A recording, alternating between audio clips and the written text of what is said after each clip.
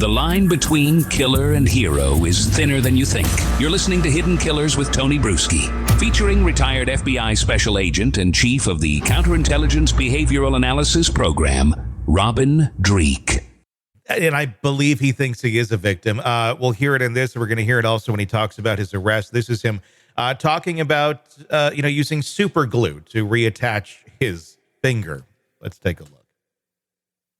So when I cut my finger that night, I had used scissors to cut, the super glue bottle had actually, the tip had dried. Sometimes when I have an open super glue bottle, the tip dries and I have to cut the tip. Right? So I had to grab scissors in order to do that. And I inadvertently left blood on the scissors that I forgot to clean off.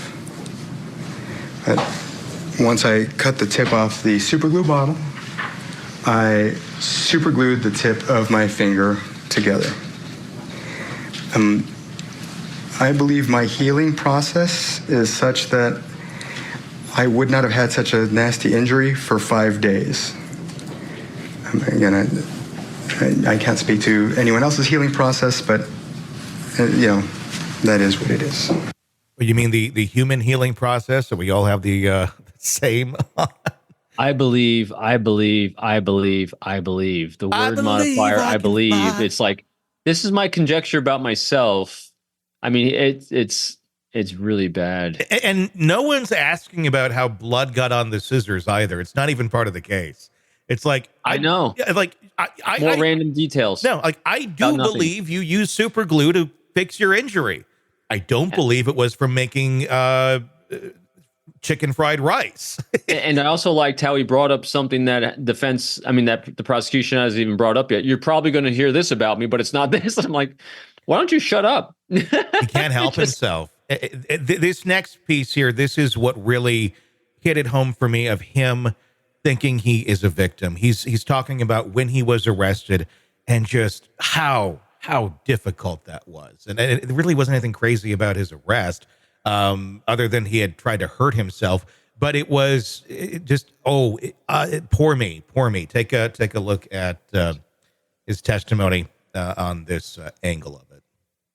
The search warrant was obtained, and I got pulled over early in the morning on September 7th, 2022. The officers came at me with their guns drawn, yelling at me, and I was basically coming from dropping off my stepson at school, getting ready to go home to pick up one of my other daughters and then take her to school. And so they just, I don't know where 3 police cars just run up on me from the back, and I just scared. I had no idea what was going on. I mean, they basically yell at me to just stand. I can't remember exactly what they said, but they're yelling at me. They patted me down. They handcuffed me. They threw me in the back of a patrol car.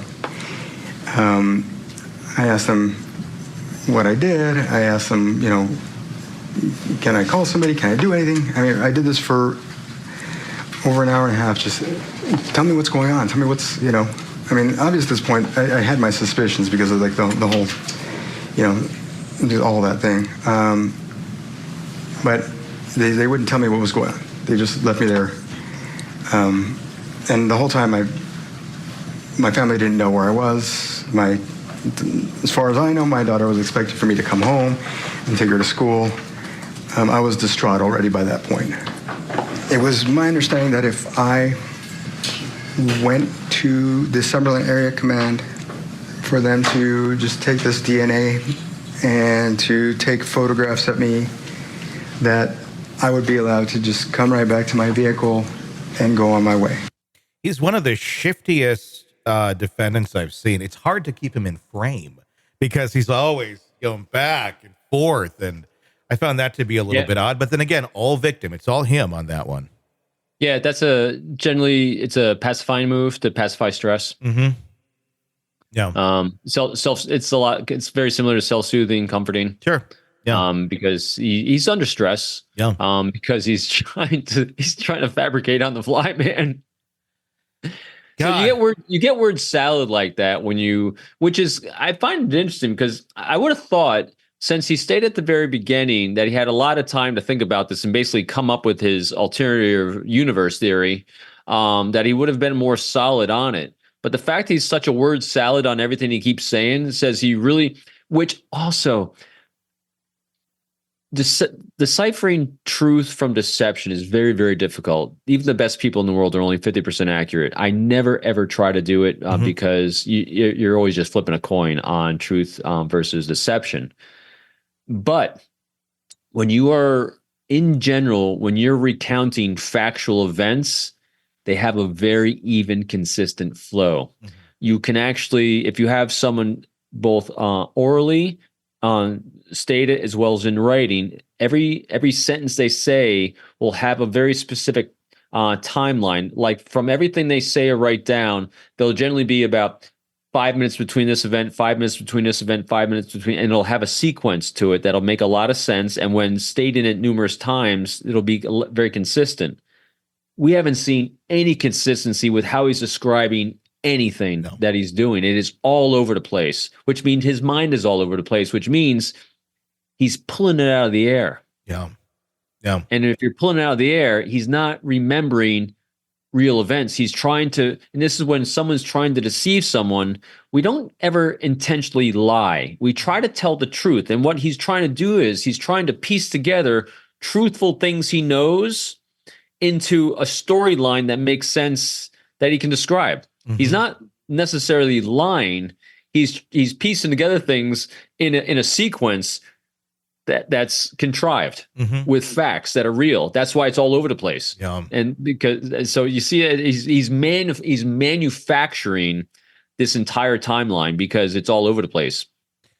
I thought it was going to be bad. I didn't think he was going to be this bad on the stand. Yeah, me too. This is the worst I think I've ever seen. It is. This is going to be like for the highlight reel at the end of the year of the worst testimony of any case. This goes into, here's exactly what not to do if you're trying to save yourself. Exactly. You're in the thick of a true crime saga, every detail sinking in, and then, wham, a commercial about something you couldn't care less about. It's like being served a microwaved dinner at a 5-star restaurant. But it doesn't have to be this way. Go for True Crime Today Premium Plus on Apple Podcasts. With True Crime Today Premium Plus, you get uninterrupted, ad-free episodes, extended interviews that dig even deeper into the muck, and early access so you can brag to your friends. It's like ordering the secret menu at a crime buffet. So, search for True Crime Today Premium Plus on Apple Podcasts, subscribe, and savor every twisted detail without interruption.